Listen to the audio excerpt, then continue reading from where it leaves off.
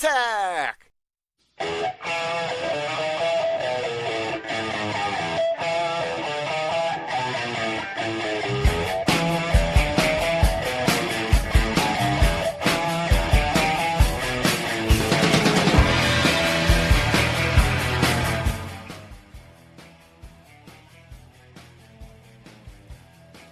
Hello, everybody, and welcome to the Smack Attack. We are live on Humming Media Group's YouTube channel and, of course, channelattitude.com after the fact. I am your host, Jimmy T. He is my co-host, R to the B to the V. And Rick, welcome back to the Smack Attack. And we have a busy damn weekend of professional wrestling.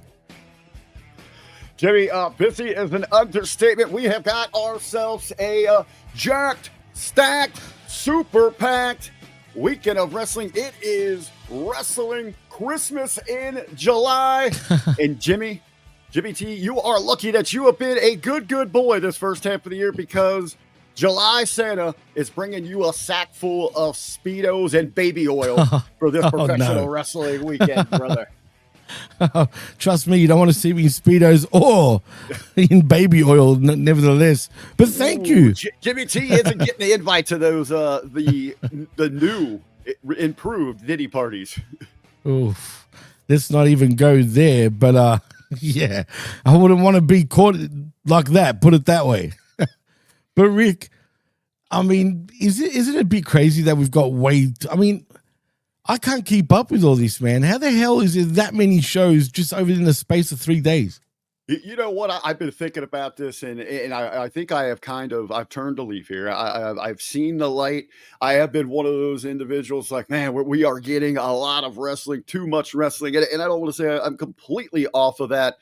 But when we do get these mega weekends like this, man, I'm excited. I am ready to get anchored in here. It's 11 a.m. East Coast time from here till Monday at probably 1:30 p.m. East. It's the wrestling life for me. We have got endless podcasts, endless programming to watch here. But I kind of like that, because it's a block party. Then next weekend, the weekend after that, I'm free. You don't really have to worry about trying to consume all this. So, hey, I'm a buffet type of guy. I'm a gluttonous SOB. When I open the bottle, I drink the entire fifth. That's what I'm about here. So give me as much recipe as we can this weekend. Well, Zane Vicious in the chat says, Jimmy's people invented the freak off. What do you mean by people? Hey, we freak off down here, man, but just not exactly the way you think, Zane. Come on now. Oh, yeah. Well, we got the chat filled up. Excited to have everybody over there, because as this edition of the Smack Attack, this is our hype. This is our kickoff for the weekend. Of course, again, you got Jimmy T and I right now. The first go of the Smack Attack coming up later this evening. We're going to be back, hopefully, with a little more of the party crew. All of you guys in the chat for a live watch along of Saturday night's main event on the late night. Brandon, let's go, Brandon. He's going to be doing After Dark, a rewatch of All In, which kicks off. The pre-show kicks off at 1 p.m. Eastern, 3 for the pay-per-view, but he's going to be doing a rewatch on the late night. Then, of course, tomorrow morning, Sunday, Jimmy T and the Vet, the best in the game, going to be breaking down AEW this week and everything that happens at All In. And then Jimmy and I are going to be back tomorrow night to talk about the weekend of WWE, breaking down Saturday night's main event, Evolution, and we're going to pepper in there some of the stuff from NXT and maybe some extra bonus talk about AEW. And then Hameen and I bringing it home on Monday, man. So that is a full roster for you out there. That is definitely a full roster and a jam-packed amount of shows, not just for us, but WWE, AEW, everybody. It is Christmas in July for professional wrestling, no doubt about it. But Rick, I'm hoping some news. Hoping they're live. Everybody, I hope that all the shows go well. Seen the stadium layout there at All In. Looks like tickets are moving pretty well for them. It's going to be pretty sweet, the ballpark. Best luck to them. Hot Atlanta.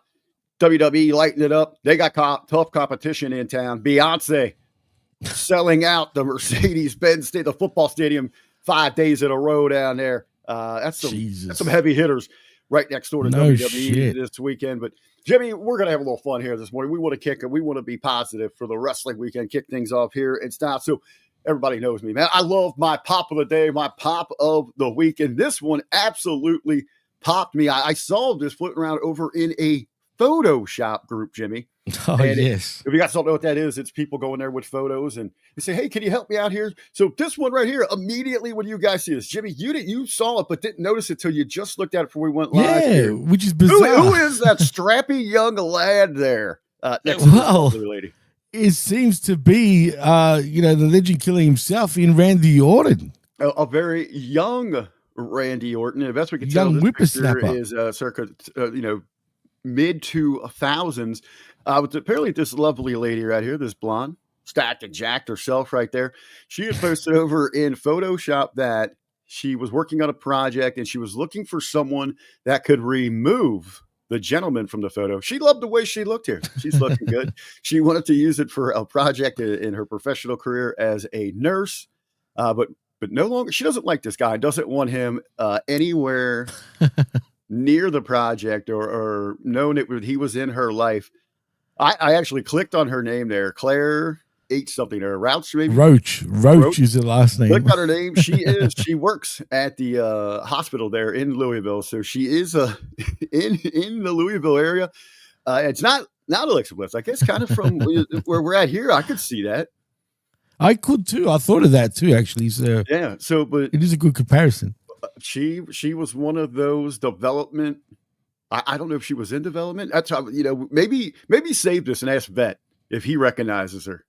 True. You know what she does? I know it sounds weird, but she does have a familiar head. Maybe she was doing a little professional wrestling, in the coming years, but maybe I'm completely wrong. But funny enough, I mean, that's, Randy Orton's ring rat for Louisville at the time when he was in OVW. One of them. You can pull that off there. It just popped me there. I see that. It's like, wait a minute. Immediately I knew who it was. And then I started reading what the situation was. And it was a pop, baby. Definite pop. Well, maybe Randy was just mean to her. Maybe Randy was responsible for a little bit of bullying.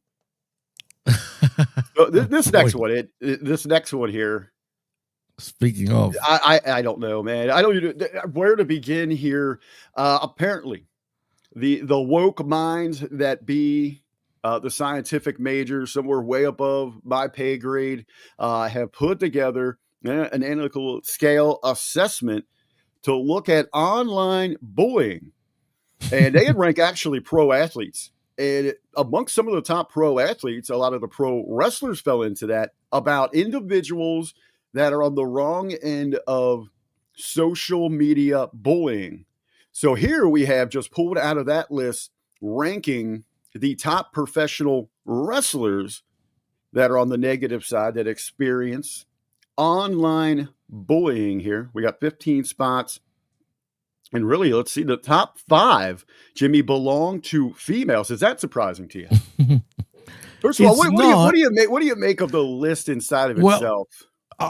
I'm glad you asked, because Charlotte Flair, you can make a case for being number 1, but I would have thought, funny enough, that the Bucks should be a lot higher. I mean that we even have something like this. That's crazy. What is the criteria? I want to know the analytics behind this thing. Just like a Dave Meltzer 5-star match, what the hell determines who is on this list, how it is ranked, what is negative, what is bullying? To me, that's the bigger scope here. But yeah, as I look at this, though, not surprised to see so many women. But you're saying that you weren't surprised at all to see Charlotte Flair there at the top. I'm not surprised, but you know what I am surprised about, though? The fact that AEW is not on this list as a company, because they should be right up there as number 1. Let's be honest, though. Think about it. That could be interesting. Not AEW, because it is an entity. We're looking at individuals. Right. But was Tony Khan considered? Yes, see, Tony Khan should absolutely be in this list. Should he not? Yes, Lab Rat, we can release this list for you, but not the Epstein Island list. No, unfortunately. Not even, much like Australia, we don't even know anymore of that island does exist.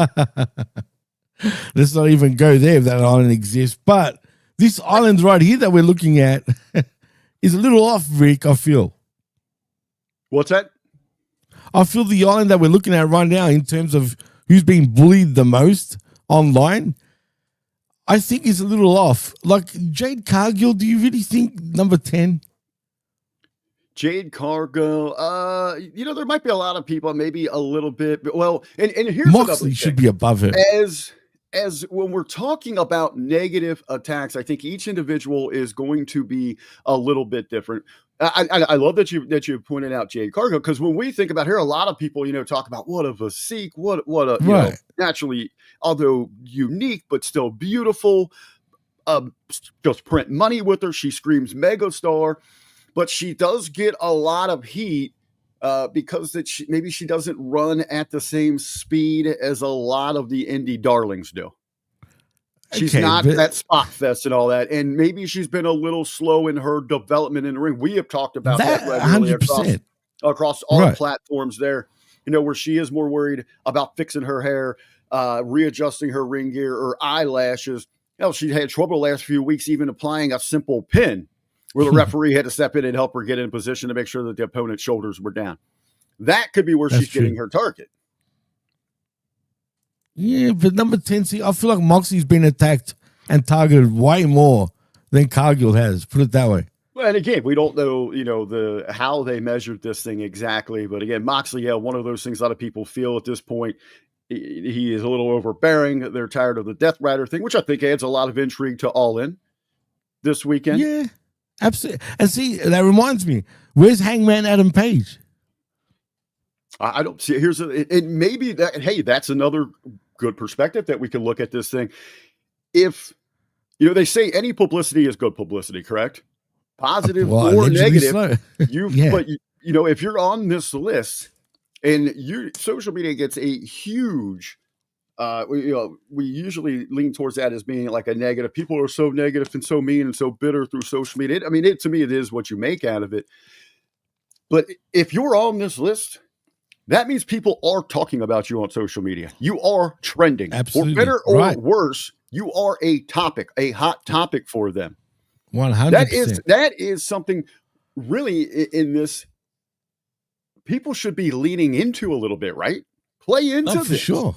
Absolutely, they should be, but they're a bunch of fucking, I hate to say it, Rick, but a lot of, professional wrestlers in 2025, unfortunately. It's been talked about here inside of professional wrestling. You've got these grown adults, these amazing athletes in tremendous shape, but the insecurities are ridiculous.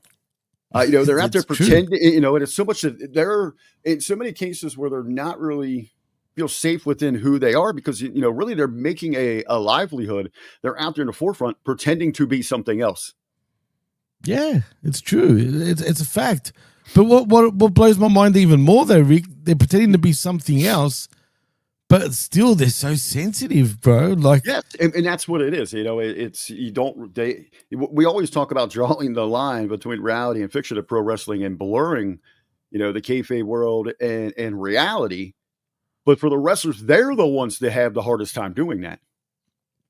It's true. And it's, it's bizarre, in some ways. And I get it. But if they just don't pay notice to it, you know what I mean? By keep talking about it and all that, maybe it won't bother them as much. But, they just look at the end of the day, Charlotte, you're older now. All right. Just get with reality, girl. You know what I mean? We all don't like aging, but it is what it is. Charlotte at the top of this list. This is an intriguing one to me. I think overall, if we would take the complete sports world, I would think the number one on that list, I haven't seen it, would have to be LeBron James. Oh, yes, absolutely, 100% LeBron James. So inside of the wrestling world, Charlotte is kind of like a LeBron James of women's wrestling.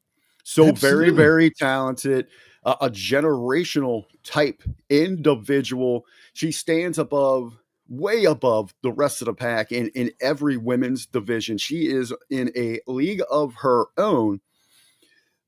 And she, again, as we're talking about, one of those people that takes this very personal. And I think the online attacks towards her, they really stem from creative doing her no favors. And a lot of the attacks towards her are that she's constantly pushed into that limelight, that even when she takes some time off, that she is thrust right back into a championship match or given the belt right away. And that just leaves a bitter taste in a lot of fans' mouths. And then they're going to jump on some of the issues that Ashley, the person, might have. She's been through some things, and it has been visible since her return that she is dealing with personal issues there. Another marriage lost. You know, you can tell she with some kind of body image issues where the transformation, all of the surgeries, coming back, a total backfire in the booking where they thought she was going to be a baby face. The crowd absolutely rejected it and rejected it so much that it got people cheering one of the most awful personalities, characters in wrestling, in Tiffany Stratton. Yeah. That's how much of the rejection was there. And Ashley, the person, had seemed to let that just weigh so much on her soul. Which I don't understand how it does and why it does that. And at the same time, though, Rick, I think to myself, as fans, as humans, are the fans these days in professional wrestling just really whack these days, dude? I hate to say it like that, but when I say whack, you know, the fans have to pick on absolutely everything now. But it's not just wrestling fans. It's in all of, you know, in everything, in sports, entertainment. Right. Just picking on celebrities and whatnot. You know what I mean? And that, because with social media and even ease of something like this, you know, get a mic set, and you can go voice an opinion like that. We are closer than we've ever been, man, just within a touch, a hand's reach of these platforms. Now, here's what I see. We usually throw the shade at and talk about the fans. Right. Now, Jimmy, you're right. It does happen if it be the NBA, the NFL, Major League Baseball. And right now, the popular thing is for people to go to social media and toss all sorts of shit at the WNBA, which is another that's really bad too right now. Absolutely. You know, platform there. But I think in wrestling, what you see a lot more of than you do on the other major sports is the wrestlers are selling for this shit. Yeah. They're taking the bait. You know, I've seen Charlotte recently getting engaged with comments over on the Twix, you know, trying to come back at some people here. You're supposed to be the star. You're up here. We are down here. Stop selling for this. The artist saying, but they continuously steal. Missing the issue with Charlotte is WWE keeps trying to push her on us, which is causing us the backlash. That's what we just said. We literally just said that is the reason for a lot of the negativity, the bullying towards Charlotte. It starts with bad creative, the misuse, the casting of the character. But then inside of that, you look at the other things that she's got going on, and that is the fuel that they're using, the add-on. They'll start talking about the failed marriages. They'll start talking about the plastic surgery. They're just adding on to the bad creative. That's the catalyst for it. You know, I hate to say this, Rick, and I hate to ask you this question, but do you think, you know, it's going to get to these wrestlers one of these days so bad? And I know it's happened already in Japan, for example, but I'm talking specifically in the US. Do you think a wrestler would absolutely unalive themselves over this shit? You know, that is a real point. And I hope inside of the companies, you know, down at the Performance Center, they go through promo class, they teach you bell to bell, all of that. Right now, I hope there are some safety classes, or the companies are looking towards those, you know, outside of personal coaching, mental health, because this is a real issue for these talents right now, as we can see as they sell here. Also, you know, I would have in those classes, how many times now we're starting to see an increase of issues with fans stalking the talents. Oh, we just dude. had somebody showed up. I'm glad you brought that up, because just recently, Maven, just before we went on the air, as I was setting up, I had the Maven show playing in the background, just on TV. It was just playing automatically. And the first thing he said on the show was about how he doesn't understand how, but fans have found his actual home address. Yeah, well, I saw Rhea Ripley just posted she will not be answering any fan mail sent to her home address. But, dude, that's crazy, man. We had that weirdo just arrested at the Performance Center looking for Liv. The one that got shot? Mr. Brantley. No, that was another. That was a bit back. We had one. That was the one at DeVille's house. Mr. Brantley saying that Charlotte's dad doesn't do her any favors. She's got a lot true. going on in her life that she is trying to juggle here. And the person inside of her, she is looking for that release where she knows she is so good. And she goes out onto that stage, and there's something in her. She wants to be kind of applauded, rewarded for her talents, her efforts. And she's hit the campaign trail hard this week. She's penned, dude. She's penned a great article talking about what it's like to be Ashley in the Players Tribune, I think it was. Yeah, she did the Undertaker show. They had a good time talking about it. She looked kind of Undertaker as a big brother. She does some other interviews talking about how much it cut deep with that Tiffany 0 for 3 marriage shot that they had in their promo exchange leading into their match at WrestleMania. I feel you, girl. I feel you. But to me, I don't know if this is the approach I would take. I don't know if going out there and playing the sympathy card is the right step to go to get that fan base to embrace you. Right. No, it's not. And she should know that, man. That's what gets to me. Well, you got PR people behind you that are coaching you up on this, and it is a direction, and they're leaning in hard onto this thing. It's true, man. To me, it's you are the superstar. Rise above this. This is more playing the sympathy card here is more selling to the trolls on the Twitter and on social media. And you're justifying them too by doing what she's doing.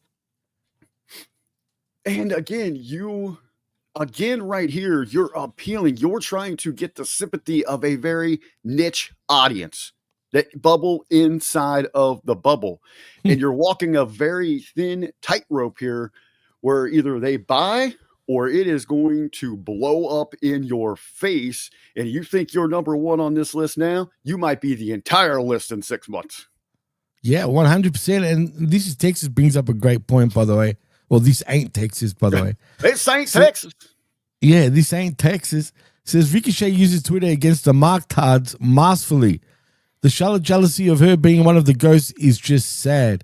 First of all, you're right about Ricochet, and I was going to bring that up because I feel like, he uses, the social media to actually propel his name and get himself out there. I'll give that to Ricochet. We were talking about could these talents lean into this thing, take this to the next level. If I'm Ricochet, I am tracking this thing each week, just like when we open up the polls for college football or college basketball to see where people are ranked. I'm Ricochet trying to make a point to move myself up to number one. 100%, man. And that's a win. But you know what would happen right there? What's the vet always say? The best way to become the top baby face in the business is to be the top heel, man. Yeah, it's the top heel in the business. It's crazy, man, because it's true. But you know what?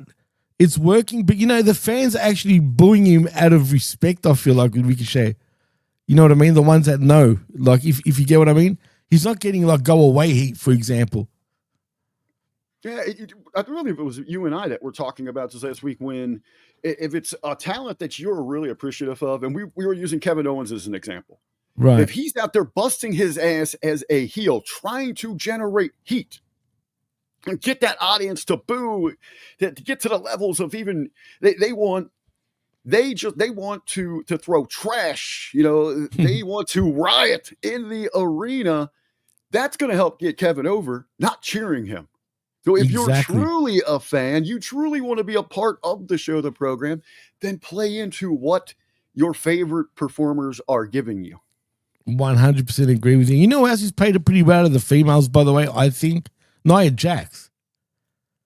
Yeah, I do. I see that as well. And Nia, in her case, again, I think it's a lot of, it's the character that we get and the real persona conflict with Nia. Yeah, for sure. And I think, with her on television, they try to present her. If they do it right or wrong, that's for another discussion. But is the big mean monster, that's here to just beat up and pick on all the other girls. But then when we see her on social media, she wants to be the TikTok queen, the prom queen. all of that, and she is pretty outspoken. She'll let people hear it. Oh, she'll give it to you, bro. There's a weird kind of chemical storm brewing there with Nia, but no surprise that she's up there. Mercedes, no surprise. I think Saraya, she's just an easy Saraya's target. Not bad.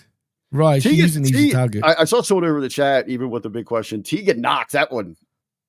She's a crybaby though about it, dude. Have you seen the way she like cries about it? I barely remember her in the company. Oh, she's come up recently doing a couple of videos online and she's crying about it. She thinks no one's interested in her, like to wrestle.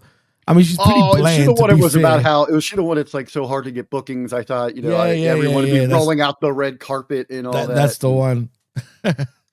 Having a cry.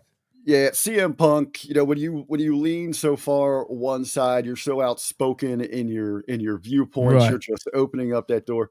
I love this one, Chris Jericho. You just made the list. But I think he plays it generally pretty well too. Even Punk to, for the most part as well. I would like Jericho. We were talking. Ricochet does a great job with it. Jericho, bring back some version of the list for this. 100% he will. He'll make money somehow when it goes ding in his head over this somehow. 100%. Britt Baker doesn't really say much. Hold on. What? All right, I got somebody that wants an expert here that is living this, that wants to weigh in on it. I'm going to give him just a moment here to join us, Jimmy. I wonder who this is, chat. Any suggestions? Who do you think it could be? Oh, and by the way, I want to thank the Resident Evil AMC saying I subbed. Thank you for subbing. We really appreciate it. Oh, hello. Oh, Jimmy. No. Hello, Jimmy. It's me, your queen, Charlotte Flair. It's peak Charlotte Flair. Oh, hello, social media. I just want you to love me. Just love me. I am your queen, Jimmy. Why don't you love me? Jimmy, tell me you love me. Tell me you love me. All right, that is enough. That is enough. Get out of here. Oh, right. She's gone? You got to go win some. I want to be your tag team champion. Yes, Jimmy. Out of here. Out of here. Jesus. Yeah. That's for Charlotte. See, look, they cheat her. I don't know what she's complaining about. Go. She is getting over here, but Jimmy, all right, man. You know what? Hey, lean into this thing, man. Have fun with it. Embrace the hate. Get over with it. Embrace the hate, man. It's as simple as that. Don't even pay notice to it or freaking use it to your advantage. It's not that hard, right? The more you play into that, the more it's true, even. You know what I mean? You're playing to the trolls. Charlotte, please settle down. Lean in, and don't sell for the trolls. That is what the advice we can give you here on the Smack Attack. Jimmy, we're supposed to do a blue brand review, aren't we? Isn't that part of the weekly gimmick that we got going on? That is the weekly gimmick, and I think it's time we do touch into that. So, Rick, let's get into the Smack Attack. Oh, yeah, Smack Attack. SmackDown coming at you. All right, we got two big headlines for you from SmackDown last night's SmackDown, and then we're going to jump into the hype for all the big hype for this weekend. But Jimmy, first and foremost, we have a new tag team champions. The Wyatt Sicks has captured the belts from the Street Profits. Your thoughts, buddy? That's nuts. I'll let you jump into this thing, man. It has been a very rough covering the SmackDown tag division since really the turn of the calendar. Since I started doing that's an understatement. No, it's true, man. That's how long it's been going for, and for me, it's going to continue, dude. What were they thinking by hot-shotting those bouts now to the Wyatt Sicks, dude? And in particular, it was Gacy and what's the stalker's name again? For crying out loud, I gone blank. Lupus. That's it. And dude, I just don't agree with it. I just don't like it for some reason. It really, look, maybe I'm a little harsh on the Wyatt Sicks because I just don't buy it. I can't get into it. But come on, man. When you compare them to the Street Profits look like giants compared to Loomis and Gacy. Let's be real here, dude. Well, let's even start here from the beginning. And I admitted this last week where RBV was completely wrong. When the Wyatt Sicks got introduced into this tag division, I had optimism. I was excited. I thought they were going to revitalize this once just pathetic division that had been relegated to just getting everybody involved into one segment. I liked the different combinations. I thought they could add some intrigue. We could get some things away from the ring, away from the arena, a different reality, if you will, to really add some fire to this tag division. Wrong. Didn't do any of that at all. Instead of usually what is cool about the Wyatt Sicks to elevate the tag division just made the Wyatt Sicks suck even more. Oof, that was the issue there. So, and then the Street Profits. The one positive thing this year that we had before winning the belts, man, when they didn't just want the smoke, they were bringing the fire. Remember how intense they were in those vignettes, that they were here to take back that gold, reclaim the division, take it in a new direction. But as soon as they win the belts, they go back to the Solo Cup, chucking and jiving, stereotype that everybody dislikes. And we lost that edge, we lost that energy, and they just got sucked into that void, proving that the genius Triple H, he's just as it's clueless when it comes to the tag team wrestling as the old man was. They just don't care about it. So what do we get here in this match? You get the heel champions, right? Are they heel? Because they flip-flop so much. I'm pretty sure they seem like they're baby faces right now. Right. And I guess it's by necessity. Whoever they're facing, whoever the challengers are. Right. So the Wyatt Sicks are getting the cheers here. So I guess the Street Profits are working as heel. So these dorks come out cosplayed as Shawn Michaels? Yeah, that was weird, dude. I'm not going to lie. Especially Montez almost had it down to a T. Yeah. Well, everybody making that comparison. So maybe are they foreshadowing? No, I was. That was Shawn Michaels circa 90, 92, 93. No, but are we foreshadowing right now? It's always been speculated as the eventual breakup of the Street Profits. Because everyone always kind of said that Ford has all the makings to be the next Heartbreak Kid. Which would leave, the other dude, I can't think of his damn name, Cincinnati boy. Sorry. Dawkins as like the Genetti of that group, right? But he's proven he's got some value, but are they foreshadowing? But anyway, they look like dorks here. Why are we coming out cosplaying as Shawn Michaels?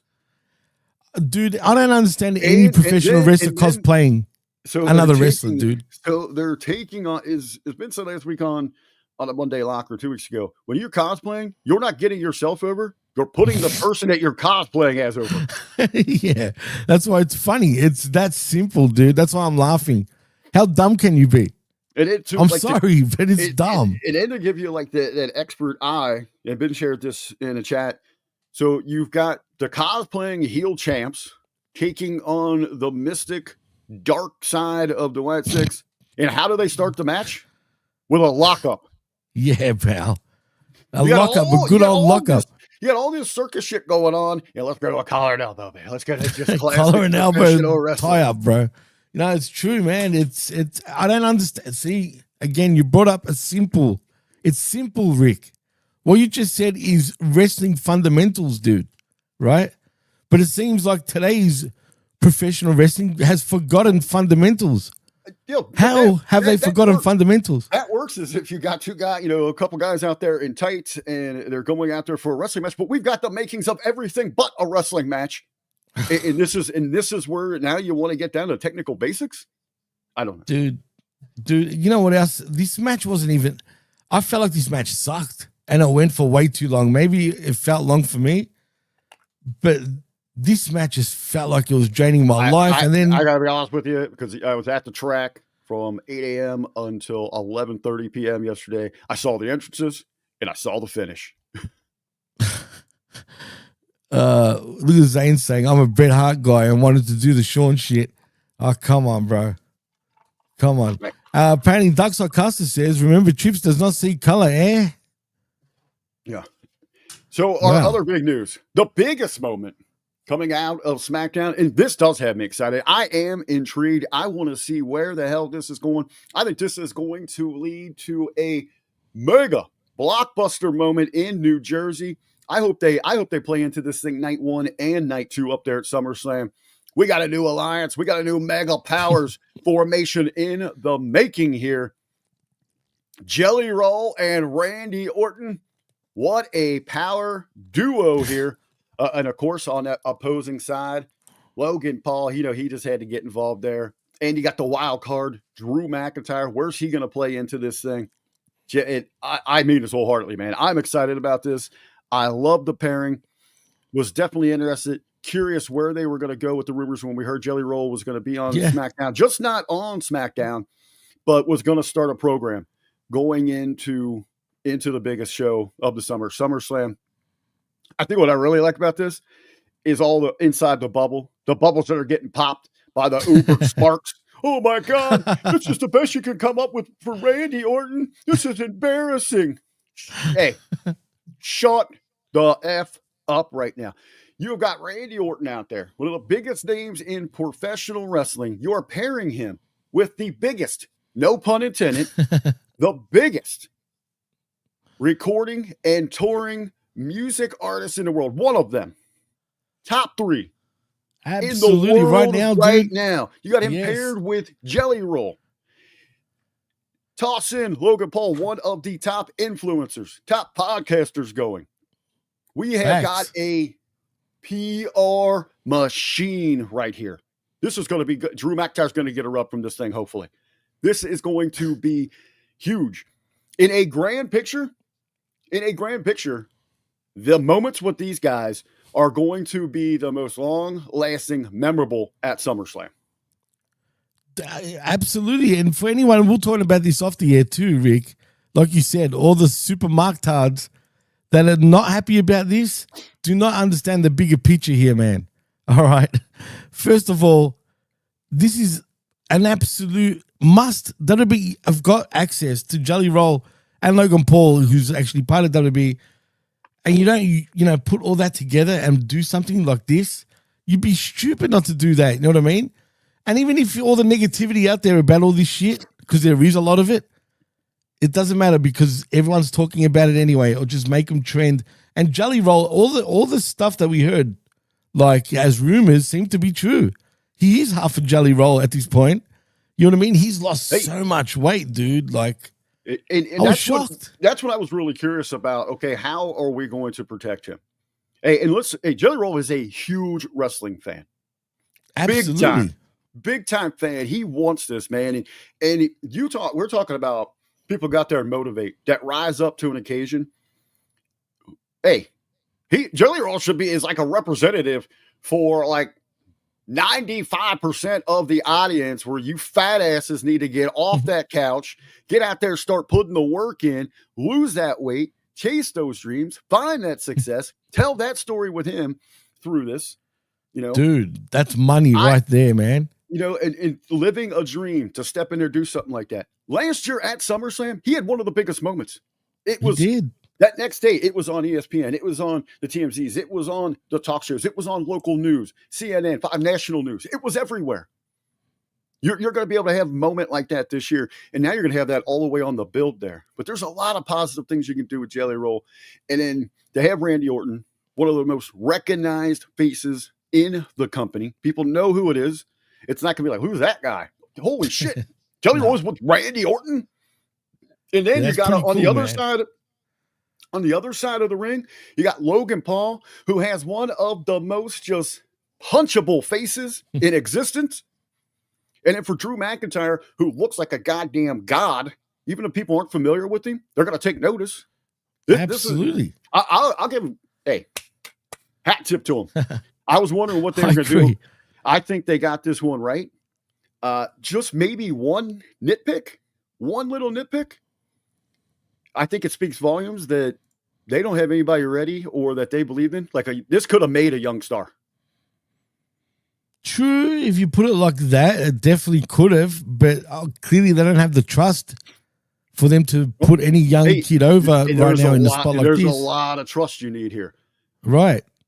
Who's going to be able to go out there? Obviously, you're going to get all that PR.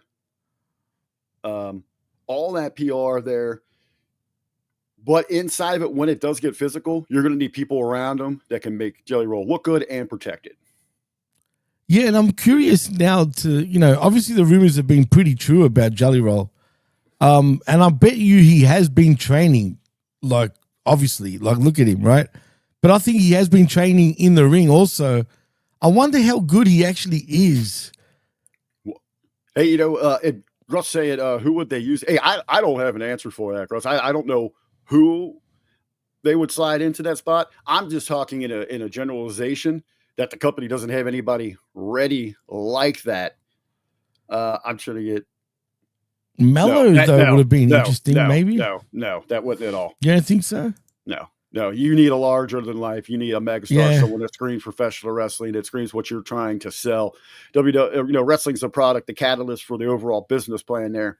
Somebody like Carmella, he's great when you tune in. He's fun to watch. Why you're already hooked. You need real bait. You need hooks, the real people. Could Austin Theory been that guy, say 2 years ago? Well, remember, it was them. It was Theory and Waller. That's what I'm saying. That spot last year. That's why I'm saying. That's why I'm bringing him up. They're so far removed. I'm looking at. I don't know if there is one. I think it's a bigger issue in the company. Not exactly who, but why isn't there? Right. Why aren't we talking? Why isn't it easy for us to identify? That's the issue. Why isn't it easy enough for us to identify people that would have been good in that role? Because there is no. That's true. There really That's isn't. What about Obafemi or Trick Williams even? But they are nowhere. Have been nowhere near that. That's the problem. Right? Roster spotlight. Right. We're not going to just take somebody out of AAA and put them right in there. Nah. I didn't mean AAA. I meant like baseball. Like we're not going to take anyone from the minor leagues. Sorry, yeah. We're not going to take someone right from the minor leagues and put them in a spotlight like that when they're not. Right. No. Even your core audience, your grand core audience, isn't that familiar with them. I think. No, you're right. That's true. Here with Randy, that's the and issue. That's fair assessment too. And I will say this though, and here with Logan Paul as well, how great, man, is that he comes out in that delivery talking about how there's no room in this business for outsiders and influencers. And then just the irony, man, to get that heat he so knows great. It, man. The guy just gets it, bro. Like he really does. He's a natural at doing this, man. Whether we like it or not, he just gets it, man. Yeah. So I mean, he's gonna be great. Now I'm really interested to see Drew's involvement and where he gets some more play into this thing. I hope he gets to be a focal point here, especially how wrong he was done going back to WrestleMania, where he could have easily been a part of that triple threat, making a fatal 4-way for night one. And then he comes out and helps try to make and put over Damian Priest. Fucking everybody, bro. Everybody. Say what you want about Drew McIntyre, but he has been the most giving guy in WWE for the last 2 years straight. Hey, really at the end of this thing, Randy doesn't necessarily need to rub inside of professional wrestling. And Jelly Roll's going to live out a now. Jelly Roll is going to live out a dream. He's going to give a great rub to the company, to the brand. Logan's going to do his thing. I hope who we're really talking about, who really benefited coming out of that this summer, is that you and I had a conversation this week about what is going to catapult Drew back up to that top, giving him a spotlight. But I think we need to be patient. He's going to have to be a bit player because there's some big names on the stage here. But on the back end, can he shine the brightest? Absolutely. The Artist Returns actually brings up an interesting point because I forgot about him. I get the Jelly Roll rub, he says, but they need Dom in that spot. Dom could have been an interesting dude in these spots, actually. It would have worked, too. You know what? I'll give that to Artist there. We're still talking about a young, if there was one that could have used that opportunity, I would love to have that conversation to really deep dive if that could have been Dom. I could imagine the heat we would get for saying that too, but so many people are like, Well, no, I mean, you either love him or hate him. If we're looking to catapult one of those younger talents, but I still think it comes down to that when they got Jelly Roll in there, they know the attention they're going to get. This is going to be crossover appeal like crazy, and they know this.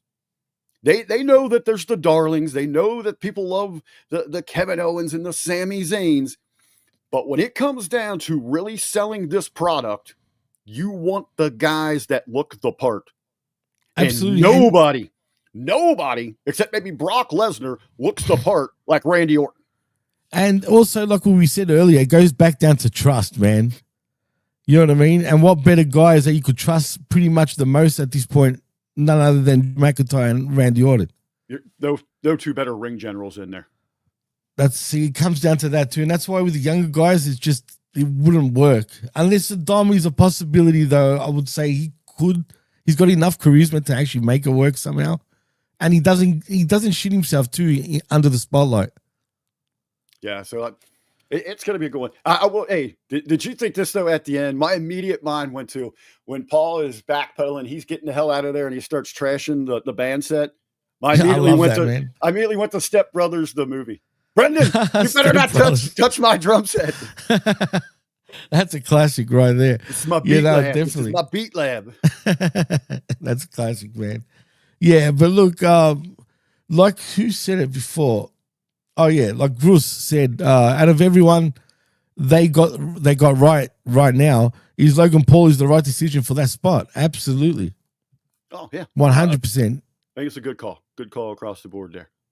Hey, I'm interested. Hey, I wholeheartedly believe this. I'm going to stand on it, but I am interested. This Monday, I'm sure you can tune in right here to the channel. Media Group, high noon. Yeah, we like that high noon because I got that drug selling dude with me, Ben Hameen from Ravens Joint. I'm sure he's going to tell me how I'm completely wrong. But hey, that's the conversations I love having with him. But I'm no pun intended, all in on that. So Jimmy, how about now we switch those gears and we start looking forward. We have got, again, big time programming, big time matches across the board all weekend long. Right here, we're about under an hour away from the kickoff for AEW's All In Texas. The buy-in show is going to get going at 1 p.m. They have got a big early, card. Bro. Yeah, well, that's their pre-show. They'll get some things going there. 3 p.m. for their big start time. They're going toe-to-toe. NXT Great American Bash also over on the Cock starts at 3 p.m. And, of course, that's going to lead to Saturday night's main event, Evolution, tomorrow night. Jimmy, let me ask you, man. All these big events, which show, not moments or matches, which complete show stands out to you? Which one are you most excited for? Honestly, dude, I mean, I feel like Saturday night's main event is the standout show right now, right? But in saying that, I know it's surprising, I am kind of excited for All In suddenly, now that we're here. Do you know what I mean? So I'm kind of looking forward to seeing if they're going to shit the bed or hit it out the park. No pun intended. I will agree with you. We'll throw it out there to the chat as well. Everybody's saying he's excited for Saturday night's main event. I will agree with you. I think initially I was leaning towards Saturday night's main event. You know, it's a shorter, sweeter card. We've got some big names there. We got that nice 2-hour block. With AEW, there's a lot going on. So we got that long pre-show, 3 o'clock. They regularly run like a 3-4 hours. So that still holds me back. That's what's bothering me though, Rick. But in the last 2 weeks, week and a half, I got a hat tip. Kudos to Tony Khan. I think he's done a great job of really turning up the heat, at least with me, and driving up my interest in what's going to happen at All In. Now, but I think that's for like 5 or 6 matches. There's a lot more outside of that. But I'm going to give the edge right now that I'm a little more excited over the others for All In, for a couple of the storylines that they got going on. And we kind of talked about NXT. It's just part of a big Atlanta takeover weekend. They're just looking, they want to say, hey, we've got these different events going on. Give us a big payday for these big, metro areas. That's what it's about. So there's not much intrigue there with the NXT. I love any time you can see Opal Febby hooking up with anything, but they just got like a lot of small storyline developments being pushed. Yeah, forward. It hasn't been as hyped as other takeovers or whatever. Not takeovers. What are they called these days again? PLEs. No, I know, but what's their isn't? Oh no, they don't have like a takeover. They abandoned that. They just have it's just Great American Bash. They got the general PLE names that they go with, and there are some things on Evolution that I'm certainly excited for. I think a lot of that has seemed rushed. As Rushed. I mean, for me, like apparently, like Vet, because he covers the next level, obviously. Apparently, they've been doing a good job on NXT. Building to Evolution, but I haven't been watching NXT lately for the most part, right? So I don't know. But on the main roster, they've done nothing. That's built in naturally with NXT. If you look at all of the wrestling program from all of the majors across the board, you get a lot more women's segments on the weekly. If anything, they're probably like 50-50 split down there, if not leaning more towards on the women's side when it comes to their segments. Yeah, it's true, man. It's true. Only like last week on Raw, they started getting into it a little bit, Evolution, but I feel like it's a slap in the face to the women of WWE in some ways, dude. It just shows how much they give a fuck about women's wrestling, really. Deep down. I don't necessarily think it's women's wrestling. I think they've kind of fallen victim here. Freaking flying here. Flying a wall listening to us, man. I think it's more of when you look at the new business model that is just, it has been turned up to 100, rip the volume off or rip the knob off for WWE. Again, it's about going into these metropolis areas, big cities around the globe right now. I mean, they're already hyping up you guys down at Perth. What are they doing? Yeah. It's not coming in for a blockbuster event. You know, it's not coming in for like a couple house show tour and then a big payoff show. It's a whole week. It is a major blockbuster 4 or 5 days of events. And they're trying to get as much in. So I think when they went to Atlanta, all right, we can do a Saturday night's main event. We've got our NXT built in. We got Raw, SmackDown. We need some extra pizzazz here. Where can we go? What can we do? And it so happened. All right, let's revisit that Evolution. Let's do that. Bring that back here. Then we're going to reset. We're going to go to Jersey where we got 2 nights of SummerSlam, bookend by, SmackDown and Raw. You throw in some NXT somewhere in there, and then rinse, repeat. I think you guys might be the next one down in Australia after that. Or there's probably October is Australia. Okay, so you guys in October. So you got August. There's probably something in September that's going to be a big weekend here in the States. Then boom, we're going to do it again in Australia. That's their new business model. Like I said, what they're seeing, what the WWE is copy, cut, and paste here. It's just like what Beyonce's doing in Atlanta this weekend, like Taylor Swift does, like Jelly Roll does. They come into these metropolises and they take over for 4 or 5 days. Which is smart, man. It makes sense for sure. And with WWE, so what we've seen in Vegas, look at all the kickbacks they're getting. What was it? Miami, the city of Miami put out like, oh my God, it was like over $100 million just to entice the WWE to put in infrastructure to bring in TKO shows. Right. It's to true, host man. a big block of WWE, UFC, and even bull riding. Kansas City put it out there. They're giving them huge tax breaks. Everybody, huge payoffs. Everybody, right? It's crazy. So all these people are sitting there saying, "Oh, it's all about the wrestling. It's the war between AEW and WWE." No, it's all about the money. It is not. WWE is not in the wrestling business anymore. Their wrestling is the product and the catalyst for the bigger overall business picture. They are in blockbuster events, television, streaming, and branding. That's what they're there for. Wrestling is just a product and a catalyst. Where Tony Khan is like trying to run a wrestling company. Exactly. It's exactly right. It's not evolving. Like WWE now is in this, pun intended, I guess, evolution phase of how wrestling is actually being, promoted everywhere, all over the world. You know what I'm saying? So it's an interesting time, no doubt about it. Whether we like that or not, that's another thing. But this is the evolution of professional wrestling, unfortunately or fortunately, right? Yeah, well, let's run through some of the shows. We'll talk about some of the things that stick out to us here. Let's start with NXT. I know this coming Wednesday, they're going to have the best breakdown. Vet and Big Ray are going to be talking about this thing on the next level. But Jimmy, we got Obafemi versus Yoshiki Iranama. Is that right? In Amura? Yeah, that's it. Yes, that's how you say it. Jordan Grace and Blake Monroe in a tag match versus Fatal Influence. I don't like that that's a tag match. Just give me a championship match there. Sol Ruka, she's going to be defending her Women's North American Championship against Izzy Dame. We got Ethan Page versus Ricky Saints and Javon Evans versus Jasper Troy, the big dude from that just won the LFG show there. Will be some Sol Ruca. I'm going to be tuning in for that one. I guess Ethan Page and Ricky Saints. That should be a good one. It's AEW, man. We've seen this match before, I believe, more than once. So yeah, but now we get to see it in the minor leagues of the big league. The minor leagues of the big leagues. Yeah, you know what, dude, though? I'm not the biggest Ricky Saints fan. Ethan Page, he's grown on me, though. Couldn't stand Ethan Page. But then I started digging him, man, because he kind of gets it. He's good. Sorry? The dude He's good, man. But but that's all he's going to be, though. I don't think there's that much left of, I don't think he's got more of a ceiling, though. I think he's just a good hand. He's got so much potential. He could have a very, very long run with the company. When I say this, I mean it in the most positive light. The guy is the next Miz. Yeah, and that's a fucking great spot, bro.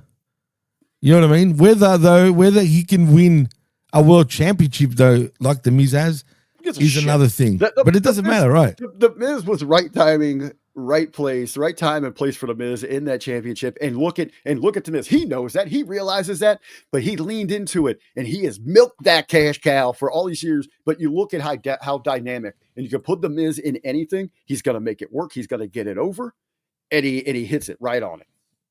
Yeah, no, 100%, man. Like I said, that's a great comparison. I finished my pop, and now I am on to my Powerade. Okay, so I got my caffeine, and my electrolytes. But yeah, thanks for the pop there. So yeah, NXT gets going at 3 p.m. Hopefully, maybe some surprises there from Shawn Michaels and his crew. I'm sure Shawn Michaels going to be doing a lot of TikTok dancing afterwards. Oh God. So so we got the NXT. So keep an eye on that there. Let's go. Let's talk a little the next show up here. And this is where we're going to lean on you, buddy. This is your expertise right down your lane. You're responsible for covering it for us each and every week. Woo! Updated here. 12 matches announced for All in Texas. Damn. Hey. It's a lot of matches, dude. Didn't we have This Ain't Texas down there? But hey, you go bigger in Texas, right? Well, this is what he said. As Tony Storm said this week on the programming, Texas is known for 2 things, and she is one of them. We're going to find out. Tony Storm? Yeah, she said it's known for 2 things, and she is one of them. We're going to find out if Tony Storm's got those big bull balls down there. She put her belt on the line against Mercedes Moné. She ain't winning, unfortunately. Well, who? Oh, let's talk. Let me get through. I'm talking about Storm. Storm ain't winning, bro. It's gonna be Mercedes. Okay, Ultimo Mercedes, bro. Let's go, bro. Let's put it down. What do you want to bet? When we sit down? Really? Tomorrow night and talk about this. What do you want to put on the line? I'm going with the Storm keeps on rolling. And it makes complete sense. Wow. To not get that payday, that cash in this time around. Wow. Why are you in favor of Mercedes here? Because one, she is absolutely the love child of Tony Khan's, right? I know it's disgusting thinking about it, but it's true. He absolutely loves it. Yeah, he's got that little crush on her. He loves it. He adores it, bro. Like straight up adores it. You think when she leaves the arena that Tony's sneaking in there and maybe sniffing her ring gear from the night? But it wouldn't surprise me, bro. Straight up. What is Tony maybe a little jealous? Is he a little bitter that big old Hispanic bull's been climbing up on her, and now wow. he might be tired of that toy. He might be looking in a new direction. Well, if they go that way with what you said, then I'll definitely say for sure he's jealous of the Beast Mortos and his newfound, client or whatever. They're both going out, him and the CEO. But no, in all honesty, though, I do think Mercedes will win because she's just unbeatable. One, she doesn't lose. Second, they want to tell that Ultimate Dragon story. Do you remember Ultimate Dragon back in WCW back in the day? They had 10 million They had 10 million fucking indie belts that he had. No shit, he had like 15 belts or whatever it was. To us, maybe for us, the original belt collector. Right, he was. He really was, dude. He he had those. At no point did he ever look as ridiculous as Mercedes Moné looks walking around with all of those championships. I know. You know what? They love ridiculous in AEW, Rick, and they're gonna fucking love this, bro. When she's got the world championship too, so that's why I'm saying Ultimo Monday, bro. If you are Tony Khan right now, you are looking to make a major statement that yes, Mercedes Moné, she signed this huge deal. She is a mega star around the world, and she calls your company home. She's been collecting all of these belts, all of this championship gold. No one can stop her. She's been on this incredible winning streak. Everywhere she goes, she puts the champs down. She is the new queen. But what do? What is a statement you want to make that AEW is on another level, that they are above all? She can go get any belt in the world, but she can't get this one. Well, that is how important, that is how precious on another level the AEW's women's championship is. That's a statement that you can make. It's wishful thinking, Rick. But I will say it ain't wishful. It's smart booking. I will see. Rick says it's a spoiler. He's saying it now. So I'll tell you what, man. If you go by Wrestling 101, considering what happened on Dynamite, you'd think, like, basically that she might, get over. I'm talking about Toni Storm might be over in this match. Actually, I haven't watched this week's Dynamite yet. I was going to watch it, like, obviously before the wreckage. But technically, didn't Toni Storm didn't Moné get the better of Toni Storm? I believe so. If that's the case, now I'm having one of those moments. I know I watched it. I've had one of those moments where I don't retain it. That's all right. AEW has that effect on you, dude. You just be watching it, but you just go blank. But I think you get this. You got to look at that bigger story here. Tony is, I'm sorry, way more over than Mercedes. You think so? Really? Oh my God, by light years, she is over. Don't mistake the hate she gets, though, with Mercedes that argument there that you don't need a belt to be over. I think she is actually. It is Tony that is elevating that title. And a lot of times they think that you need a championship to elevate a talent. That's the case. No, she does.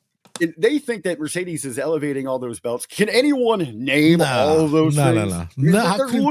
They're loser championships. Come on. I can name the C-Mill because she just won it, and the TBS championship. I don't know what any of the other ones are. She lost the New Japan Strong Championship, I believe. So, yeah. Every other one. Well, the New Japan Strong Championship. She's got the Rev Pro Championship, I think, too. Oh, Rev Pro. That's everyone knows them. Yeah, wow. And there's a couple of them just made it look like they're made like cardboard. Just got you're right. I agree with you. Glitter and shit glued onto it. Yeah. The jabroni titles, they're meaningless. Absolutely. It's true. Meaningless, man. It's true. All right, you got Moné, I've got Storm here. So all right, we're gonna revisit that one. Let's do predictions. Actually, let's do it. I don't want to do a bunch of them because $10 on the line between you and I. You just want to do money on it? Let's do $10. All right, Afternoon, Liz. By the way, thank you for joining us on that one. Other big matches here I want to hit on, especially here. It is what's going to be the main event: Texas Death Match. Oof. The champion, John Moxley, taking on can he be the hero of AEW? The hangman, the hang person, Adam Page. This one, man, I know the vet was hot on this one. He's been screaming it. It should have been Ospreay. The only ones that were counter arguing that were Let's Go Brandon and I during the watch-alongs because we thought the story made sense for Hangman to be in this spot.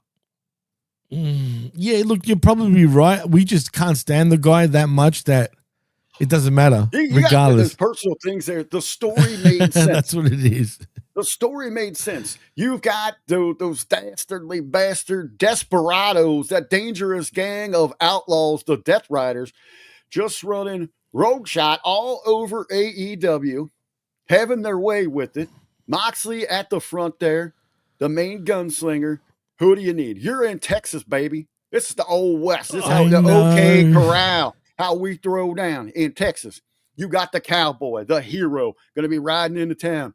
whoa, whoa, whoa, put the tumbleweed just blowing across the street. Tumbleweed. The kids are scrambling. The locals are boarding up the shops. They're running for the hills. Yeah. Here comes the gunslinger, the cowboy. Can the hangman get it? That's the story. It's the Old West at its finest. That's the story you tell in Texas. But the thing is, dude, see, me and Vic both honestly thought, and we were saying this all year, this spot was for Ospreay to win the championship. But then again, they're going back to the UK next year, right? This spot was for Ospreay until Coldplay had already booked their arena. Right. Exactly. And that's the problem. So next year, it's already been booked. It'll be Ospreay. But like you said, tumbleweeds the bush, not the restaurant. I never saw any tumbleweeds in Texas, but she's from Texas originally, though, dude. She should know if there's any tumbleweeds in friggin' Texas or not. Well, Texas hottie down there. It's a hot one. Labrat says, Texas death match, will there be a death? Yes. I mean, the death of actual Texas. We're going to sell them back to Mexico after this event. What about California, but we're gonna keep that one? 2 for 1. 2 for 1. Mexico. Mexico's already taken over California with the population. So, hey, so who do you like in that? Is this the end of the road for the Death Riders? I know a lot of those, the true blue AEW fans, they've been wanting this thing to end for a while. Is this the payoff moment? Is this the payoff? Yes, it probably is. But my hate runs that deep for fucking for Hangman that the cloud is I'm getting pretty clouded, right? And part of me thinks, Moxley's going to retain. I truly want Moxley to retain this match, but I know deep down that ain't happening. It's going to be that moment. I think with the I hate it. I hate to say it, but yeah. I'm just hoping, because we have seen the lead in. Did you watch Collision? I don't want to ruin anything. No, not yet. Not yet. You didn't ruin anything. But we are seeing the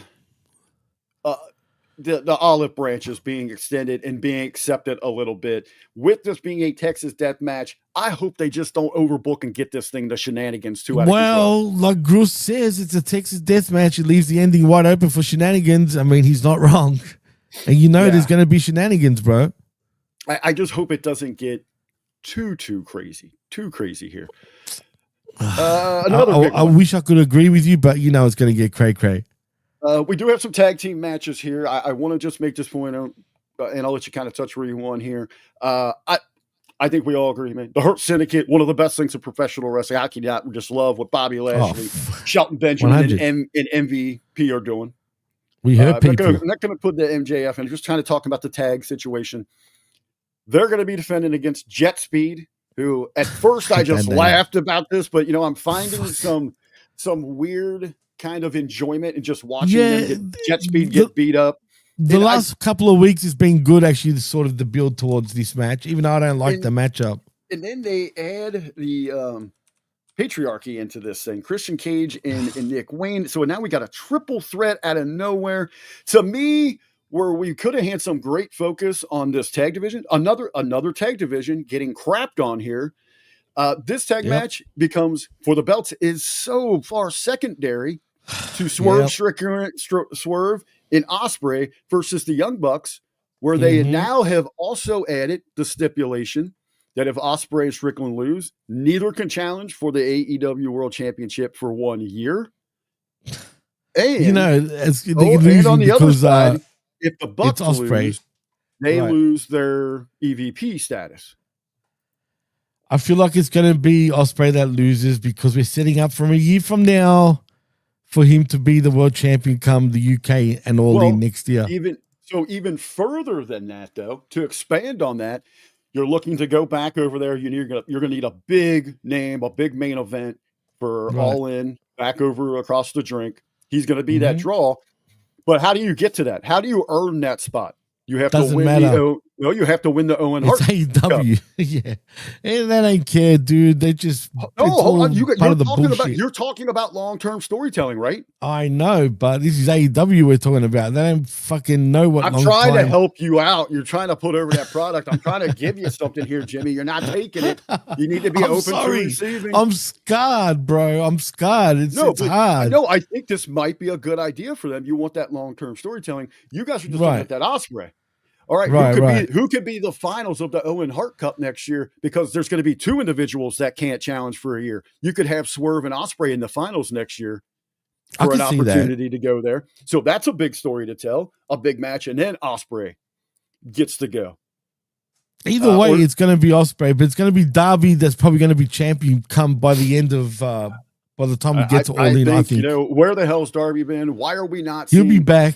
All In. I know. I get this, but why are we not seeing?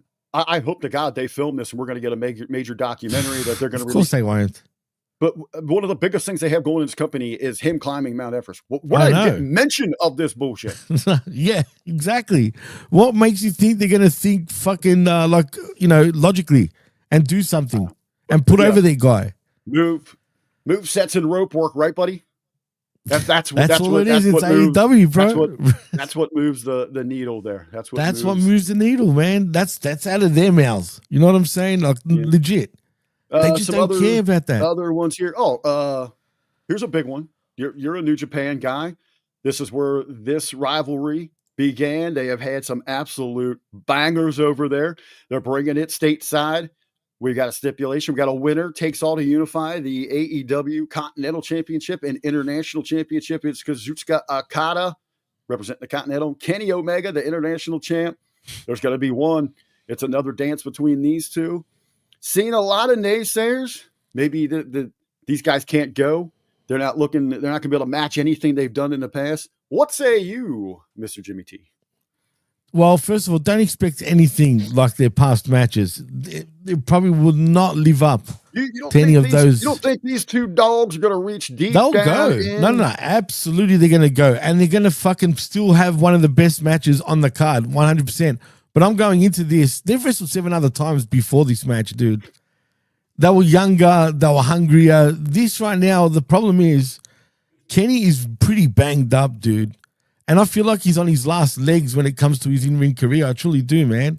That diverticulitis, however you pronounce it, diverticulitis, however, I always have trouble saying it. The point is, that's really fucked him up, dude.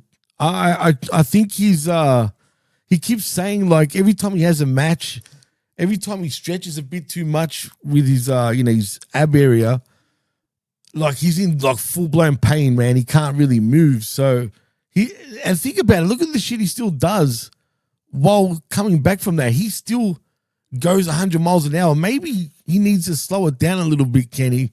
Kenny, slow down, bro. Actually, go and watch Stevie Richards' latest show. He talks, it's all about Kenny, man, and what he should do, at this point of his career, because he's right. Slow the fuck down and go by, let everybody go by his pace. And as you talk about slowing things down, and Okada has slowed down a lot since coming. Right, that's why he's the best opponent for Kenny in this match. Well, I think that is by design. Okada has known he's been here working as a heel. You don't work that same style. You don't go out there and throw everything against the wall each and every time to get those big pops. That's not how a heel should work. You don't give it to the audience. You're 100% take from them. I think what's going to be interesting, I think they're going to tell a great story in this thing. I hope there's a little bit slower pacing, but at times, surely, when they need to rev it up, these old guys are going to do it. Pace yourself a little bit. Right. Tell a story in the ring, pace yourself. And that's why I'm saying Okada's that perfect foil for Kenny to actually, play into psychology more than having to do with his 10-star matches, mouths of fucking bullshit matches. You know what I mean? Because they still are going to hit it out the park anyway. And I'm actually still looking forward to this match. Yeah, some of the big matches there from All In, of course. Then when that wraps up the end of the evening, all attention is going to be shifting over to Saturday night's main event. We've got a few big matches here. We spent a lot of time there talking about Randy Orton, his now involvement with Jelly Roll, Logan Paul, Drew McIntyre. Those two, they're going to be hooking up two big heavyweights in a big throwdown. Jimmy, do you think we get any more development there? Does Jelly Roll make an appearance? Does he make the trip down to Atlanta from Nashville? Why not? Absolutely. I think they should. But the fact that they did do it on SmackDown maybe makes me think otherwise. But I would continue. They're in Nashville. That's his home, Jelly Roll's home. Right, exactly. Makes sense. That's the best place to start that thing. Yeah, I mean, I hope they do, but they do have a lot of time between now and, say, SummerSlam to build on this. So why that iron touch? Keep striking. I agree. I agree. I'm just thinking of WWE. Will they continue it? Probably not, though, deep down, but I think they should. I'm hoping there's something with it, and the network would love that. If they can get a double dose, you just had Jelly Roll on our USA Network. Now you can get us on the major network. Well, I guess you're right, actually, because Liz just said he is on the show. He said he's going to be in Randy Orton's corner. There you go. Look at that. Hey, William Alcia, you're fired. We got a new Frito Scoops. Elizabeth, right. Elizabeth got us covered. Cia, you're out, dude.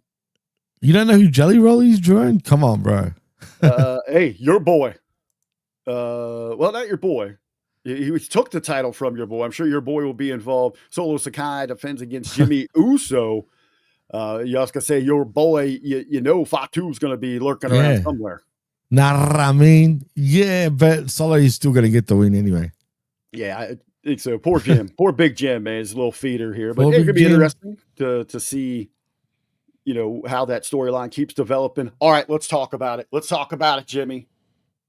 I admit it. I'm leaning towards. I'm looking at Total Card all in, but my moment of intrigue, excitement for this weekend, it's about the main event. Saturday night's main event.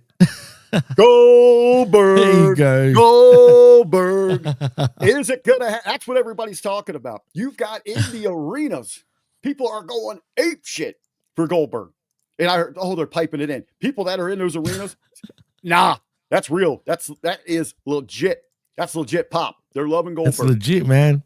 But it's true. Fucking say what you will. People hate on him, but do they hate him? Online, they are hating on it. I know. I listen to I Like It Raw, and you guys have been crapping all over this thing. Like, well, Goldberg, who the hell wants this? Boom. But the people want it.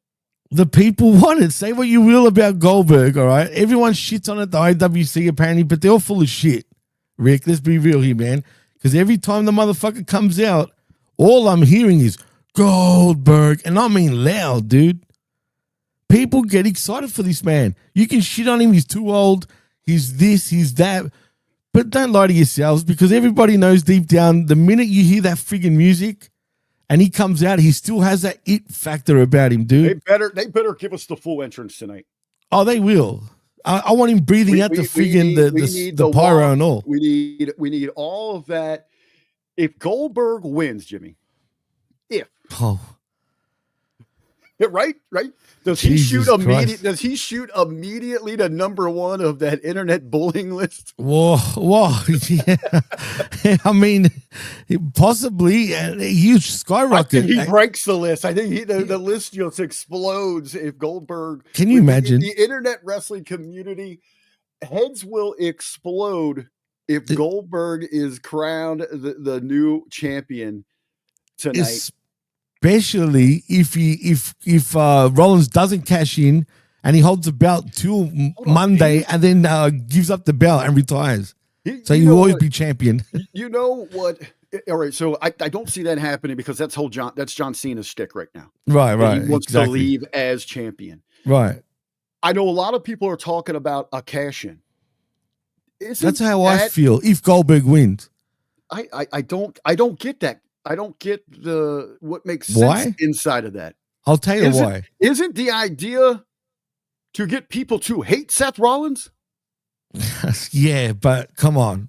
That's counterproductive, Jimmy. I know, but they've been doing that with Rollins now still. They're still doing that with Rollins. So the internet wrestling all right, so you're going to have the internet wrestling community embrace Seth. They're going to love Seth there. But will it carry over where the general audience will disdain Seth for that? That's a good question. That's a possibility going by the pops I hear with Goldberg. Right? I mean, that could be a kind of complex situation there. It's intriguing. Actually, it is very intriguing. So we'll see what happens. I mean, does Goldberg lose though in his home, like his last ever match, Atlanta? Yeah, Goldberg. The WWE is big on the big moment of leaving people talking. The cash-in absolutely would do something like that. Does he go out and Goldberg winning will do that? Right, Goldberg winning will do that. Does he go out on his back in some form in his adoptive home there of Atlanta? Okay, so even with the cash-in, where does that leave Gunther? It destroys him, bro, a little bit. Does it not? Or does it save him? Could we get around all of this by going to really what this is about and getting into the story? Gunther puts the old man down, and it's an old dog yeller. Puts the old man down, but Goldberg, this is what is the catalyst for Goldberg's son to start training and start telling that story, that Rocky story of having to go through NXT. Rocky 4. He's in the back of his mind. Yeah. We're always thinking about, he wants to get to that main roster for an opportunity to, avenge his father, to get his, hopefully eventually get his hands on Gunther, or just go get that greatness. It's a good question. I don't mind that idea. Gage does look pretty jacked for his age. I can't believe we used to see this little fat He's heading kid to not long NXT. ago. He's heading to NXT. That's for sure. That's happening 100%. He's getting into the training program. Yes. Okay. Well, look out for him, because I think he'll have something as he gets older. I don't know. I mean, you could do that. They kind of did that with Dom, right? When you think about it. Remember him and Brock Lesnar like putting him out and all that shit. And then that was pretty much the beginning of Dom. You go out looking at the lights. That is, but sometimes it's not the case. You got to look at, what this is tough, dude. This one is very tough, man. That's what I think that's what you want, is that draw, right? Yeah, everybody's excited for that, because what's going to happen? Yeah, and that's what professional wrestling is all about. That's what I love about it. It's going to be boom. It's going to happen quick, right? It's gonna. What do you give match time? Bell to bell, not curtain to curtain. Bell to bell. Just bell to bell, so not curtain to curtain. No shit, man. 3 to 5 minutes. Okay. I think that's fair. You can't go longer than that. I'd say around that 5. You could do some slow down stuff. If you have Gunther, take Bill out to the side, or got him in a chokehold, and he's taunting the family, taunting the son. Right. You could do that. Those wear down holds, things like that. The taunts. Realistically, you got to say 5 to 10. I'd say 10. Yeah. 8 to 10 minutes. 8 to 10 minutes. Right. Okay. Yeah. No, definitely. When you put it like that, and there will be that. There's going to be that. 100%. I just didn't think. That's that slow paced storytelling that we're going to have going on. Gruss says, I need Goldberg to drop Gunther in like 3 minutes. Oh boy, imagine that. Talk about killing a career. No. Talk about killing the internet. The entire internet will explode. I am with you. I am with you, Gruss. I am with you, man. Well, Labrad's going one better. I mean, even he says, give me an old Goldberg 10-second match. Hit it with that jackhammer that he missed the other day, and spear jackhammer, done and dusted, Rick. That's it. Oh my God! Don't even give the internet smarks enough time to react. Boom, it's over. I love it. See, there's all these possibilities. That's the best part about it. That's what we. It's intriguing, man. Say what you want about this matchup. Don't say all y'all aren't intrigued somewhat. It's a big what if type of match. Even though really going by what WWE's telling us, it's Goldberg's last match. Like sometimes, Occam's razor, dude. It's as simple as that sometimes, man. The most obvious thing is the answer. And I think WWE telling us that Goldberg is retiring and this is his last match. You got to say Gunther's going to win, right? But everything else that they throw at you is fucking with all of us, even though they're telling you ahead of time. Do you get what I'm trying to say? You know what's going to happen? The Rock's just going to randomly show up, and then we're never going to hear from him again on it. That's what's going to happen here. Hey, you know what? I'm going to tell you what.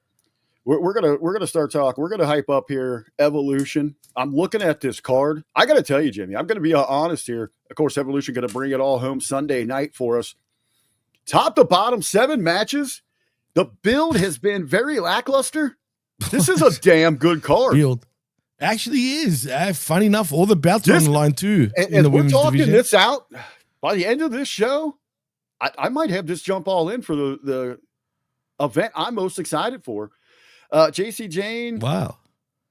Versus Jordan Grace. So we're going to get our NXT Women's Championship that I was looking forward to maybe on Great American Bash. So we're going to do some business there. We're going to get it at Evolution. True. We got the Judgment Day, the newly formed Judgment Day rendition here. Raquel Rodriguez, who was a champ with her new partner, Roxanne Perez, against Charlotte Flair and Alexa Bliss. Soroka and Zarya. I love those two. The Kabuki Warriors are back in business. Yeah. Got a fatal 4-way. A battle royal. I'm a huge battle royal, Mark. I love that. We got Stratton versus Stratus. We got the grudge match, Cargill versus Naomi. And we got the triple threat for the Intercontinental Championship. This is a damn good card. What if you saved the Cargill, what's it called? Fucking, oh my God, I gone blank. Why'd I go blank already? Would you save the match for SummerSlam? And Naomi, that's it. Wouldn't you save that? This is a no-holds-barred match. That's going to be kind of interesting. No, you're not going to have this at SummerSlam because Jade Cargill has a title shot at SummerSlam. Oh, yeah, you're right. I forgot about she has had that granted to her. So what I think you do here is, let's go out here. I think this, with a gimmick match like this is going to protect all those bad things that we've been talking about with Jade. If an agent can really put this thing together, you can protect all the flaws with Jade here. Again, keep this short and sweet. We're just talking about that time. You have to, bro. For Goldberg, Naomi is not a type of wrestler either that will be able to lead really Cargill, in my opinion. Keep this under 10 minutes, or this just popped in my mind. Remember that when Moxley and who was it? Big Red from the Wyatts? It wasn't. No, it was Brody. Remember they had that that actually went the whole show. That's ridiculous. That was ridiculous though at the time. But yeah, I remember that. Do something like that, where they start brawling and then it just kind of disappears, and then we can go back to it. I'm trying to think of something different to get some interest in that thing. I know, but it has to be anything spectacular. So other big ones here. Titty time against Trishy time. That's the this is gonna be all right. So this is funny. We're getting all this hate for Goldberg. But it seems, some love for Stratus, seeing her back. Come on, dude. Look at her. All right. How old is she? 50-something? I mean, and she's still bringing the Stratus faction guaranteed, Rick. Ooh, she's in fitty time. I mean, seriously, name another female wrestler at her age that can actually still go somewhat and looks as good as she does right now. I mean, it looks amazing. I think, it's going to get a good pop. It's going to be interesting to see what they do here in the match. But again, hey, you know what? We've been screaming this for months. You know what? We're not crazy, Jimmy. We're not crazy. We've been asking. We've been pleading with the chat, with the Hameen Army. We've been pleading with the internet wrestling community. Hell, I've been going out the street just asking people, explain to me in what reality that Tiffany Stratton is a babyface. And now Bully Ray's been asking that same question. It's funny, right? I saw that. We are not crazy, Jimmy. So I wonder how this is going to work. Is she going to go like uber heel, like total bitch in this one? Is there going to be kind of some show of respect? I mean, it's going to be, I think that's the interest to watch between these two. But you know what? Doesn't it feel like Titty Time is actually, or Tiffy Time, sorry, is actually the heel in this match? She feels like the heel all the time because she's an unlikable bitch. But now she truly feels like the heel, though, by design. When she gets to select her own challenger here, and it's not like she's gracious. Like, you know what? I want to take this opportunity at Evolution to make history. And I want to, thank somebody that did something for me, that showed me what it takes to be a champion, that has paved the way for all the women. I want to go make magic and have one of the greatest matches ever with Trish Stratus, and you get this great moment. Instead, she invites her out. She's like, I gave you a match, but girl, I'm going to beat you. Yeah. That's what's funny. That's why I'm laughing about it. And then in that entire time, you got Jade in there, who's also being like a completely unlikable see you next Tuesday. Like a dick. Like she's being a dick, for real. Yeah, I know. It's weird, dude. I don't know what the fuck they're trying to do here, but so the setup we're going to have here is they're probably going to lean in hard with Tiffy trying to be a heel here. Jade doesn't come off as likable. So we're going to end up with a main event, or not a main event, but a title match at SummerSlam, Jade versus Tiffy, where it goes back to the same problem at WrestleMania with Charlotte. Ooh. You don't want to like either of them, but at least at WrestleMania, Charlotte can carry a match. Right. Yeah. Imagine these two at a SummerSlam, dude. No, I don't know, man. When you put it like that, it worries me, but we'll see. We'll see how it plays out at Evolution. That match is just going to be about summer yams. There ain't no slamming about that thing. Summer yams. Yeah. Could be pretty bad. It could be pretty bad. We got our other women's championship. She got to pick her challenger too, and it was Rhea Ripley. I choose you. Rhea Ripley. Rhea Ripley. I choose you. Rhea Ripley. Oh, don't do that to me. Oh shit! I start choking when I'm laughing. Drives me crazy every time. Rhea Ripley is the fucking comment of the night. I choose you. Oh, that's so good. But they're going to go out there and put on one hell of a match. They will actually 100%. Sister Talk, RBV Sister Talk. That's a new show right there. I don't know why my Tiffany Stratton thing went to straight pissed off black girl, but that's where I went with it. You ain't pissed off Japanese. Yeah. That's pissed off Japanese girl for you. I choose you, Pokemon Go.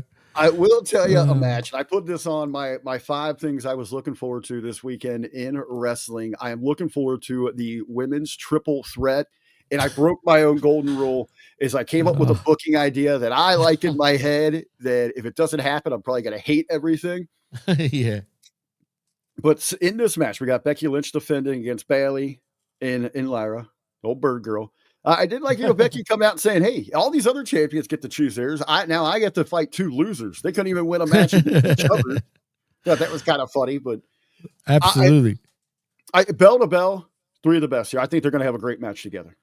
Oh, they'll hit it at the park. And actually individually too, they've had great matches individually. Like whether it's Bird Girl and Bayley or Bird Girl and Becky. You know what I mean? Or Becky and Bayley. So either combination, they've actually had great matches. And I think the 3 of them in this match could be, low-key show stealer of Evolution. Hey, speaking of, a little side note, I had this on my notes to bring up to you in a conversation, no better time than live here. I need you to do a mastered remix of Coco Beware's entrance music and Lyra's. We need Birdman beats Bird Girl. We're going to get her over with an entrance theme there, Jimmy. We're going to get that working. That sounds like a freaking disaster waiting to happen. I'll see what I can do, though. But here's what I want in this match. This is what's got me intrigued here. I'm looking forward to it bell to bell. I think they're great talents there. How about this? Never before in wrestling, inside of a triple threat, a triple turn. Oh, a triple turn? How does that work? Bird Girl and Bayley, the role model, turn heel. Right. True. They form an alliance here. One, Bayley's great in any role. She can kind of, go on the fly there. Very good as a heel. She did some good work with that ding dong, excuse me stuff. Yeah, I love that. Still great now. Ding dong, hello. Is the role model, but let's make her a bad role model. Nobody wants to root for Lyra right now. It's not working. And that's because of herself, really. Not so much WWE's fault. It's actually her fault. The coaching and all that. So whatever it is, let's embrace that she should not be speaking for herself. She needs a mentor. She needs a role model. Let's turn them heel. And at the same time, let's turn Becky baby, but let's bring back the man, the anti-hero, the ass kicker, the Becky that the people want to cheer, that they want to embrace. That's great for PR, that moves merchandise, that gets big pops. Let's use this match as a catalyst to recast people into the right parts and really get things moving forward. But is that wishful thinking? As good as that sounds, and I'm all for it. I think it is, but to me, it's logical thinking. Let's recast people where the hell they should be here. And I agree. You're creating a moment in Evolution we've never seen. We've never seen a triple turn in one match. Plus, but like Bruce says, and I hate to say it, you're asking for a lot now, RBV. I mean, it's true. It's wishful thinking. God damn it! Even though I agree, it is Christmas in July. Give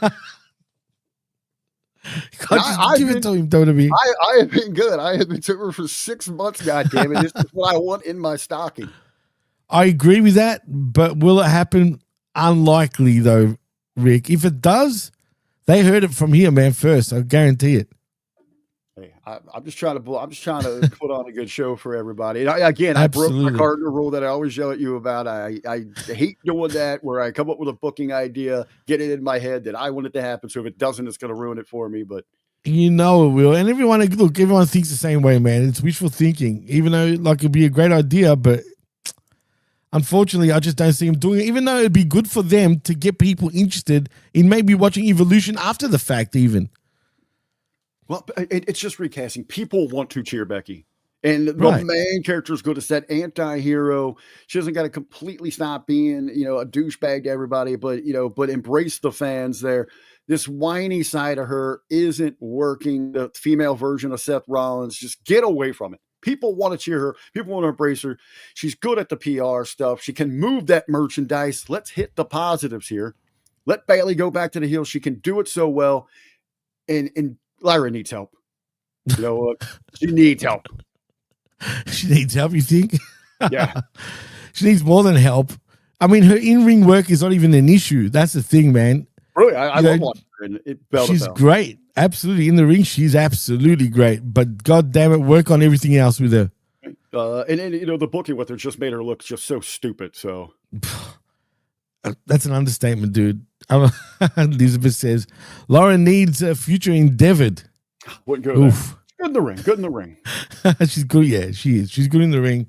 I won't go there, but she pisses me off though. I won't lie. All right, Jimmy. So with all of this going on here, what is the biggest headline that we're going to be talking about tomorrow night when this is all wrapped up and we get back here for a special Smack Attack this weekend in WWE? This weekend recap, everything going on. What is the big headline we're going to be leading off with? It's either Goldberg being champion and a Seth cash-in, or it's got to be probably more than likely All In. Okay. So it's either a new champion. That's what you're going with here, right? Either if WWE want to be the talk of the town, we need Goldberg to win and Seth to cash.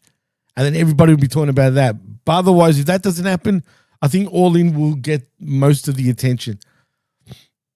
All right. Wait, I guess mine doesn't matter. You know what? We got another big prediction here for the big weekend, a big headline that everyone's going to be talking about. Jimmy, are you ready here? Oh, is it Cha-Cha?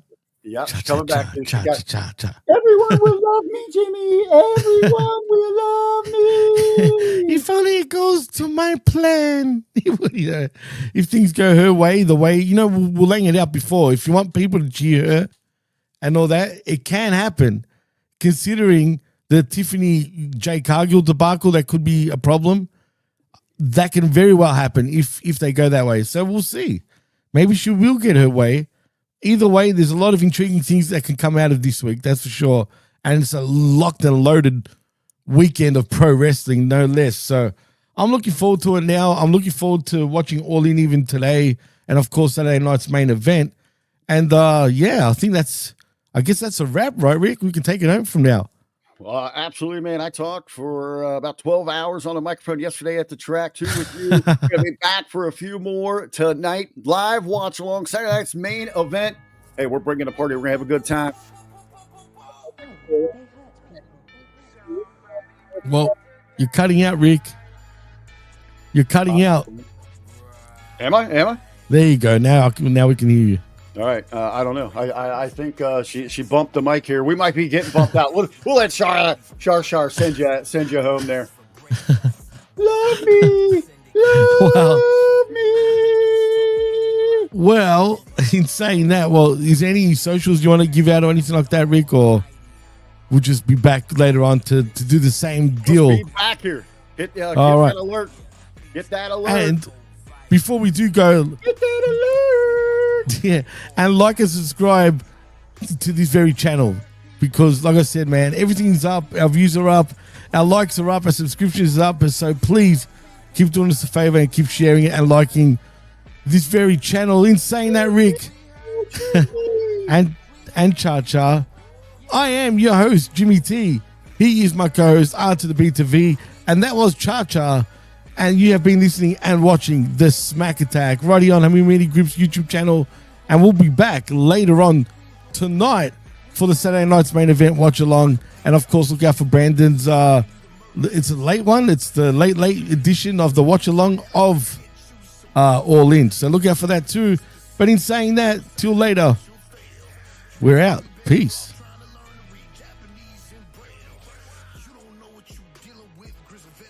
The squad is hard, all battle scarred. Everybody got cauliflower ears. Heavyweights and telomates, two step aside when we're arriving. Syndicate, we don't sing and dance. We ain't down with shucking and jiving. Hey yo, we heard people.